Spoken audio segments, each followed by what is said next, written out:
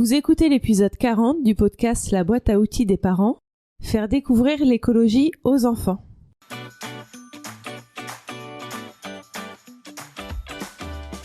Bonjour, je m'appelle Juliette Cerceau et je suis ravie de vous accueillir sur la boîte à outils des parents. Je suis coach parental et coach de vie certifié. La boîte à outils des parents, c'est le podcast dédié aux parents d'enfants de la naissance à l'adolescence.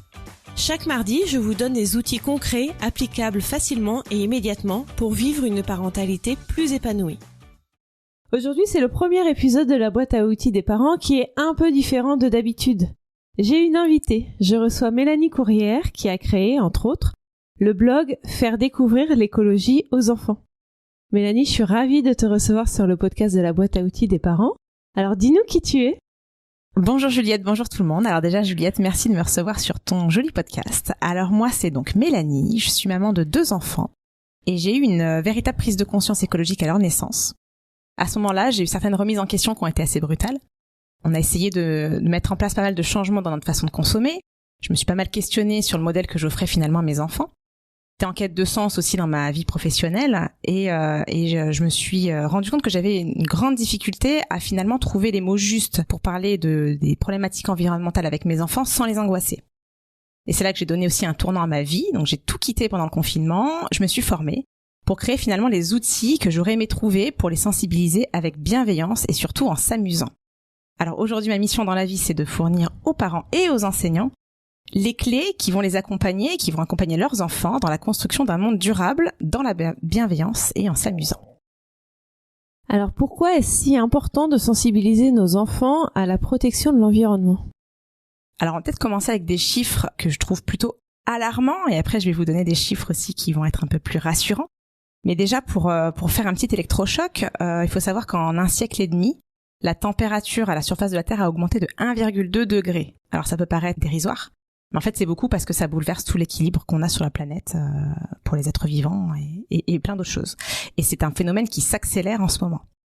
Après, un autre chiffre un peu choc, c'est qu'il y a 8,7 millions de personnes qui sont tuées par la pollution chaque année. En tout cas, c'est le chiffre 2018 dans le monde.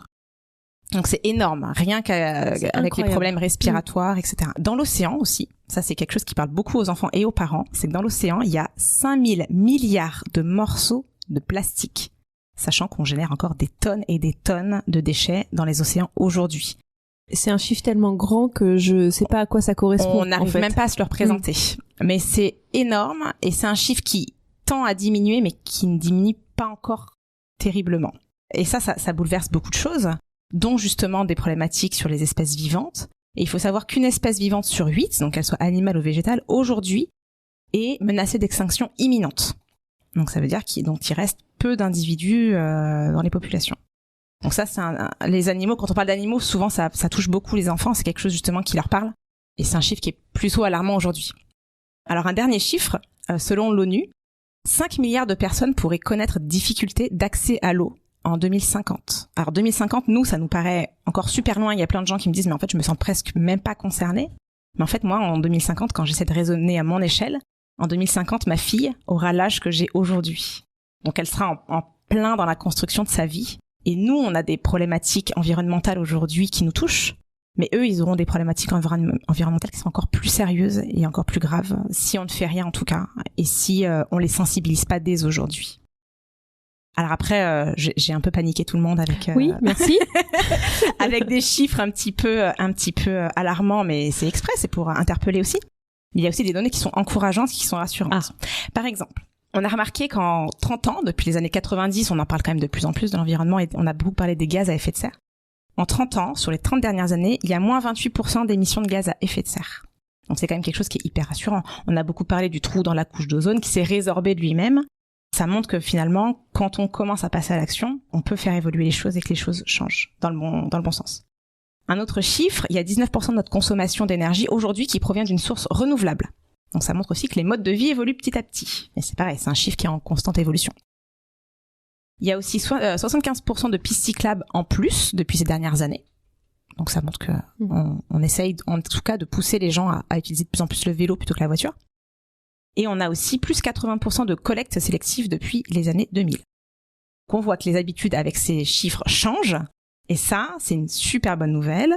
Les actions se mettent en place et portent leurs fruits. Donc ça, c'est encourageant. Il faut continuer sur cette piste-là et ça montre que quand on veut, on peut.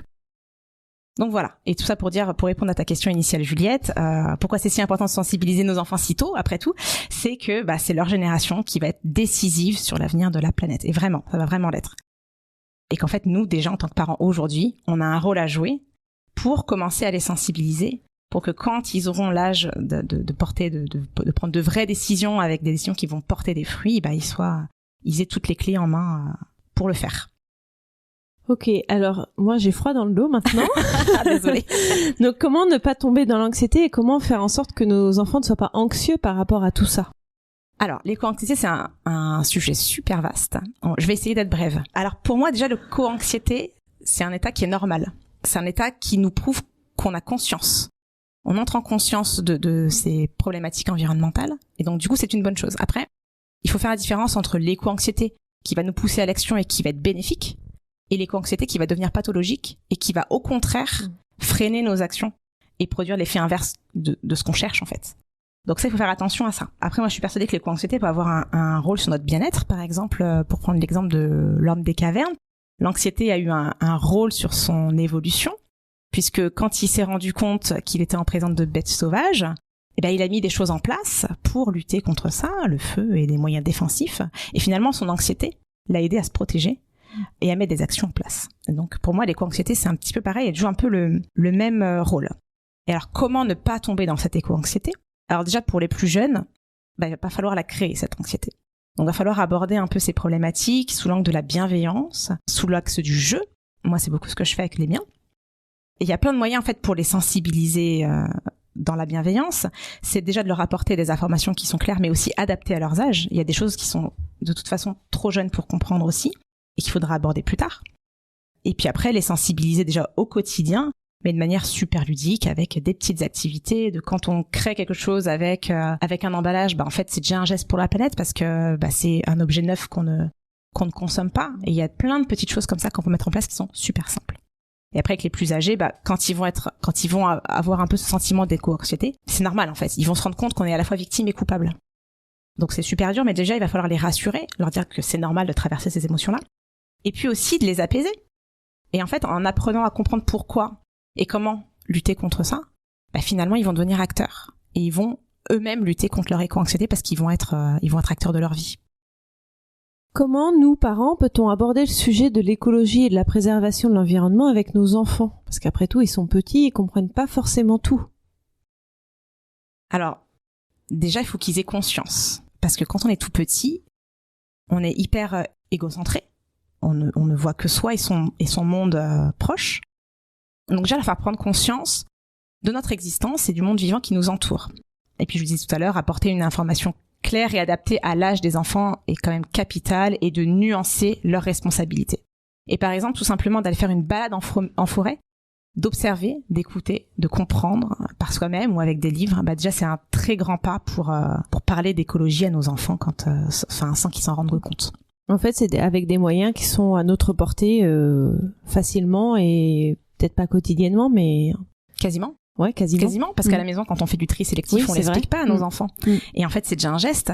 Quand on va en forêt, juste le fait d'observer les arbres. Moi, mon fils, je sais qu'il y a une époque où il voulait arracher les feuilles.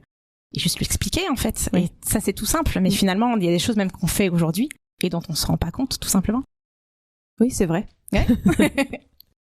Et alors, on leur demande beaucoup de choses à nos enfants. Comment ne pas être toujours sur leur dos avec cette préoccupation en plus ? Comment se faire en sorte que l'écologie soit fun et que nos enfants aient envie de faire des efforts pour protéger l'environnement ? Alors déjà, moi je le disais tout à l'heure, je suis convaincue que la clé pour parler de problématiques graves, pas forcément d'environnement, d'écologie, mais de toutes les problématiques, on peut leur en parler, mais la clé va être le jeu. Il va falloir leur apporter des choses de façon ludique, voire détournée. Apprendre à comprendre, ça se fait pas forcément derrière un livre super strict et qu'on peut le faire via plein de choses. Par exemple des balades dans l'extérieur, des jeux, etc. Alors, est-ce que ça t'intéresse que je donne des petites idées d'activités, de choses comme ça ? Vas-y. Alors, une expérience, par exemple, qui marche très très bien pour comprendre l'effet de serre, qui est toute bête, que j'ai découverte avec mes enfants et qui a révolutionné plein de choses. C'est de prendre 2 verres d'eau. On les remplit avec la même eau, qui a la même température. On va les mettre côte à côte au soleil. Sur l'un de ces verres d'eau, on va mettre un saladier en verre. Ou on va le recouvrir avec quelque chose, voilà. On va laisser ces verres d'eau 1 heure, 2 heures au soleil. On va revenir après, on va enlever le saladier et on va demander à notre enfant ou nos enfants de mettre leurs doigts dedans. Et là, ils vont constater que les 2 verres d'eau n'ont plus la même température. Pourtant, ils sont restés au soleil, les 2, ils étaient juste à côté.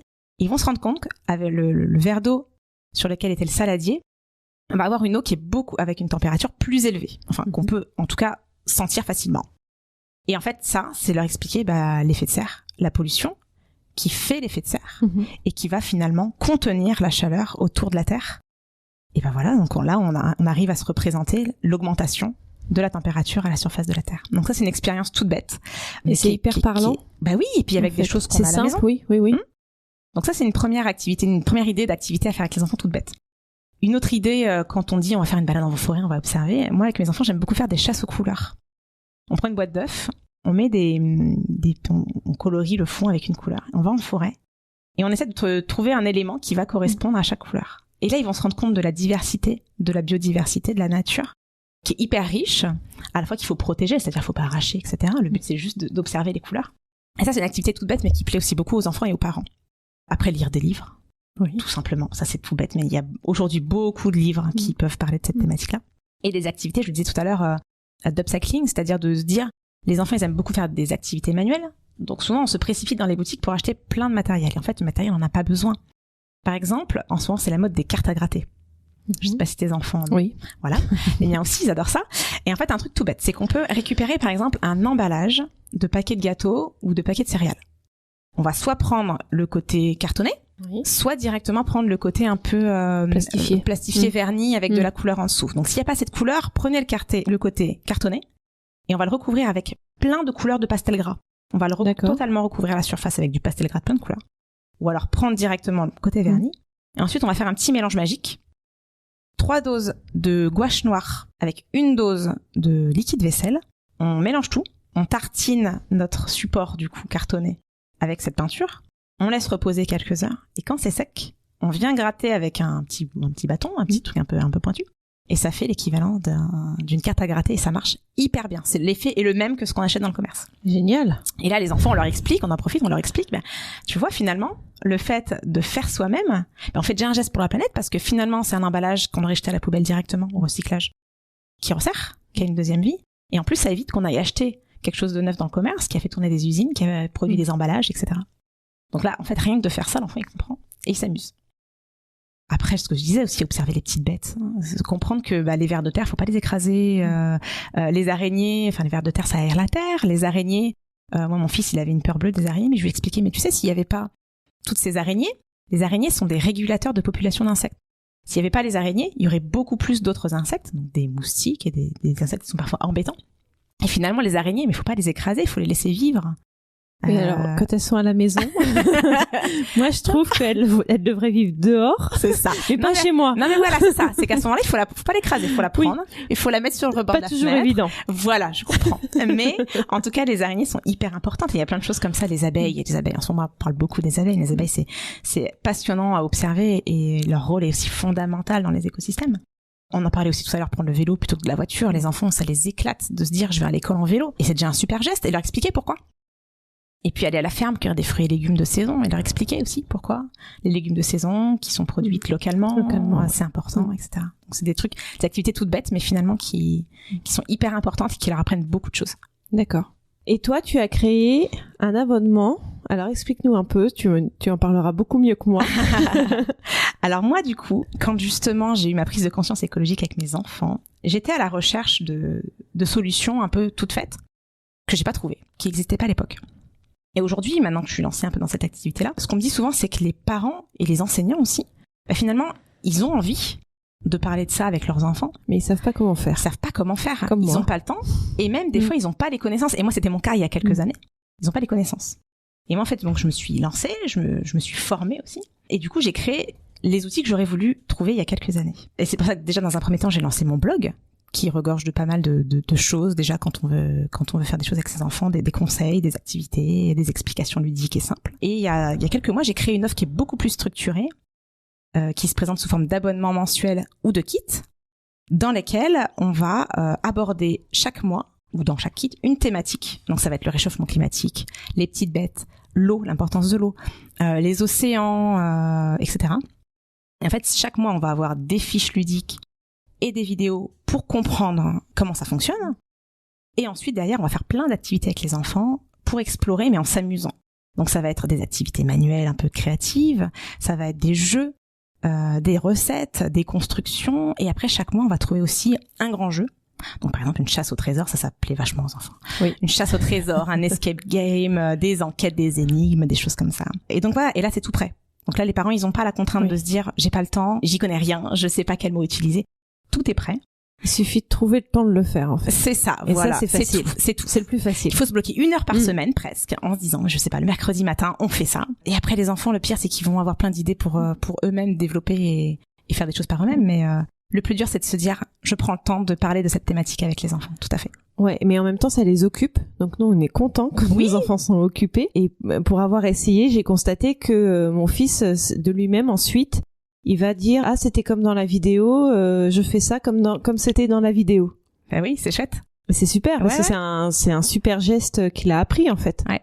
Et c'est des bons réflexes. Exactement. Et en fait, ils s'en rendent pas compte, puisqu'ils font ça sous la forme du jeu. Ça. Et en fait, petit à petit, ça va cheminer aussi. Ils vont grandir et ce process-là va cheminer. Et le but, en fait, c'est tout simplement que eux et les billes, même si on leur transmet ces billes-là de façon inconsciente, et les billes, plus tard, elles soient armées pour affronter de vraies problématiques qui vont vraiment s'imposer à eux quand ils seront plus grands et qui vont être de capital dans l'avenir de la planète, en fait. Eh ben, merci beaucoup, Mélanie, d'être venue sur la boîte à outils des parents pour nous parler de ce sujet hyper important qui me passionne, je dois dire, mais qui est aussi un peu anxiogène pour moi. Alors, où est-ce qu'on peut te suivre, où est-ce qu'on peut te retrouver, Mélanie? Alors, sur mon blog, donc faire découvrir l'écologie aux enfants.fr. Et puis après sur les réseaux sociaux, alors à chaque fois sous le même nom, sur Facebook, sur Instagram, sur YouTube, et puis sur mon podcast faire découvrir l'écologie aux enfants. Et je mettrai tous les liens évidemment dans les notes de l'épisode pour qu'on te retrouve plus facilement. Super, merci. Merci Mélanie. Au revoir. À bientôt. Merci pour votre écoute. Vous retrouverez toutes les notions utiles sur le site internet BAO comme boîte à outils, baodesparents.com. Et vous pouvez vous inscrire à la newsletter pour être notifié chaque semaine des nouveaux épisodes et pour télécharger mon guide gratuit des 5 règles pour arrêter de crier sur ses enfants. Je vous offre également la liste des émotions que j'ai élaborées pour développer votre vocabulaire émotionnel. C'est la première étape pour pouvoir ensuite mieux accueillir vos émotions et celles de vos proches, à commencer par celles de vos enfants. Sachez que vous pouvez également me suivre sur Instagram sous le nom BAO des parents et sur Facebook sur la page La boîte à outils des parents. Si vous avez aimé cet épisode, n'hésitez pas à me le faire savoir en déposant un avis 5 étoiles sur Apple Podcast. C'est vraiment ce qui va permettre à la boîte à outils des parents de remonter dans l'algorithme de recherche.